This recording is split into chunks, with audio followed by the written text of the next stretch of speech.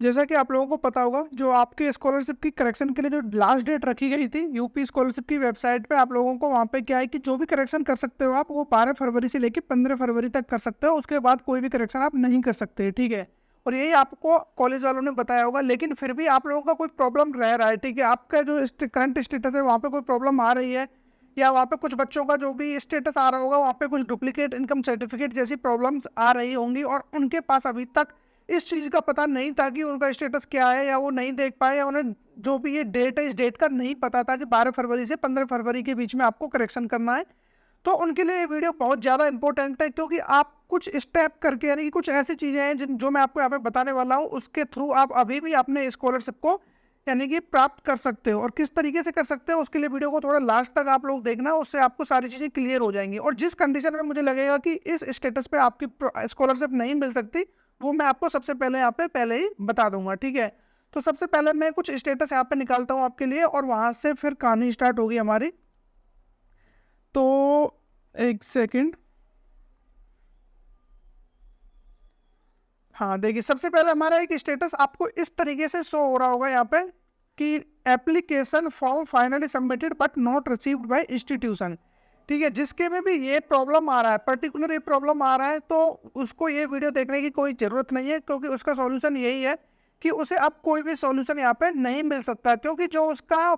यानी कि जो डेटा है वो आगे फॉरवर्ड नहीं किया गया है इंस्टीट्यूट की तरफ से। अब वो डेटा क्यों फॉरवर्ड नहीं हुआ है, क्योंकि यहाँ पे क्लियरली मेंशन है कि application form finally submitted but not received by institute, यानी कि जो इंस्टीट्यूट है उसके पास आपका जो डेटा है वो नहीं आया है। अब वो क्यों नहीं आया है, उसके कई सारे रीजंस हो सकते हैं। मे भी हो सकता है कि जो मास्टर डेटा है, यानी कि जब आपने स्कॉलरशिप के लिए अप्लाई किया था, तो वो सबसे पहले जो डेटा है वो कॉलेज के लॉगिन पे आता है, और वहाँ से वो डेटा वेरीफाई होके आपके हार्ड कॉपी से वेरीफाई होके वो आगे फॉरवर्ड किया जाता है। तो जो आपका डेटा है वो किस तरीके से उनको नहीं मिला, तो कॉलेज वालों के पास वो डेटा नहीं आया, या फिर वो उसको फॉरवर्ड नहीं कर पाए, तो वो कोई भी सीन हो सकता है। तो ये चीज़ आपको कॉलेज वाले ही बता के देंगे कि आपका जो डेटा है वो कहाँ पे गया है, और वो आगे फॉरवर्ड क्यों नहीं हुआ है। क्योंकि जब आपका डेटा आगे फॉरवर्ड ही नहीं हुआ, तो बाकी के जो प्रोसीजर है वो किस तरीके से होंगे। क्योंकि जो नेक्स्ट स्टेप है वो आप लोगों को पता होगा कि मैंने प्रीवियस वीडियो में बताया था कि ये जो कंप्लीट जर्नी है स्कॉलरशिप की किस तरीके से चलती है, ठीक है। यहाँ पे स्टेप बाय स्टेप प्रोसेस होता है। तो जब आपका डेटा यहाँ से आगे गया ही नहीं, तो बाकी प्रोसेस आपकी वहीं पे कैंसिल आउट हो जाती है। तो फर्दर आपको ये वीडियो देखने की कोई ज़रूरत नहीं है। आप लोगों का बस इतना ही है कि इस बार स्कॉलरशिप नहीं मिलेगी, तो आपको नेक्स्ट टाइम ट्राई करना होगा, ठीक है। अब यहाँ पे कुछ बच्चों का जो स्टेटस है वो आ रहा होगा, यहाँ पे लिखा होगा duplicate income certificate number, marks result type mismatch, ठीक है। उसके अलावा enrol roll number, marks not match with university data uploaded, यानी कि जो यूनिवर्सिटी ने डेटा अपलोड किया है, जो उनके पास आपकी हार्ड कॉपी गई थी, या फिर जो आप लोगों ने जो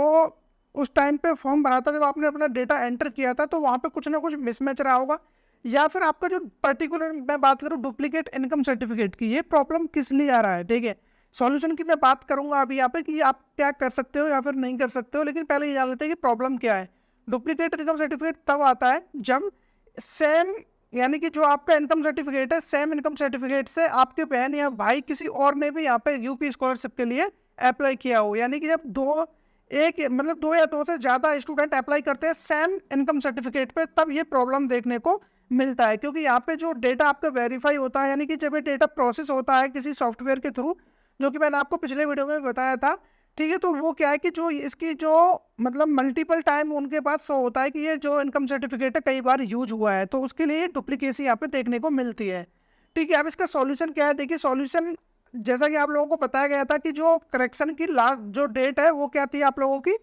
करेक्शन की जो डेट थी वो थी 15 फरवरी, ठीक है। अब इसके बाद यानी कि अब आज 15 फरवरी हो चुकी है, और आप अभी भी अपना डेटा चेंज नहीं कर पाए हो, या फिर आप अभी भी अपनी हार्ड कॉपी वगैरह कॉलेज में नहीं दे पाए हो, तो आपके पास अभी भी एक सॉल्यूशन है, ठीक है। अब वो सॉल्यूशन क्या है, देखिए उसके लिए मैं सबसे पहले आपको लेके चलता हूँ जो यूपी स्कॉलरशिप की वेबसाइट से नोटिस आया था। तो उसमें क्या था कि जो स्टूडेंट के लेवल से आप करेक्शन कर सकते हो वो है आपकी 15 फरवरी से लेके, यानी कि जो भी आप करेक्शन कर सकते हो वो 12 फरवरी से लेके 15 फरवरी तक कर सकते हो, ठीक है। ये आप लोगों के लिए करेक्शन के लिए डेट रखी गई थी, लेकिन यहाँ पे ये बोला गया है कि आप करेक्शन करना है। लेकिन जो आप पे प्रॉब्लम आ रहा है डुप्लीकेट इनकम सर्टिफिकेट का, इसमें करेक्शन करने की जरूरत होती ही नहीं है। यहाँ पे सिर्फ और सिर्फ क्या करना होता है, आपका जो भी इनकम सर्टिफिकेट है जो भी आपने लगाया था मम्मी पापा का, और प्लस में जो भी बहन भाई आपके पढ़ रहे हैं किसी अदर कॉलेज में या सेम कॉलेज में, तो वो उनका जो फाइनल सबमिशन है वो, प्लस में अपना फाइनल सबमिशन एंड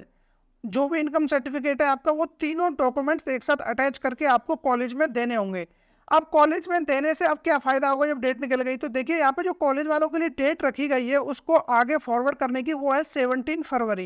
यानी कि 17 फरवरी तक कॉलेज उस डेटा को आगे फॉरवर्ड कर सकता है। तो जो आपका डेटा है वो अभी भी कॉलेज उसको आगे फॉरवर्ड कर सकता है, क्योंकि आपको यहाँ पे कुछ यानी कि करेक्शन तो करना नहीं है, जिसलिए कि आपको उस विंडो का वेट करना पड़ेगा जो कि आज क्लोज हो जाएगी 15 फरवरी के बाद।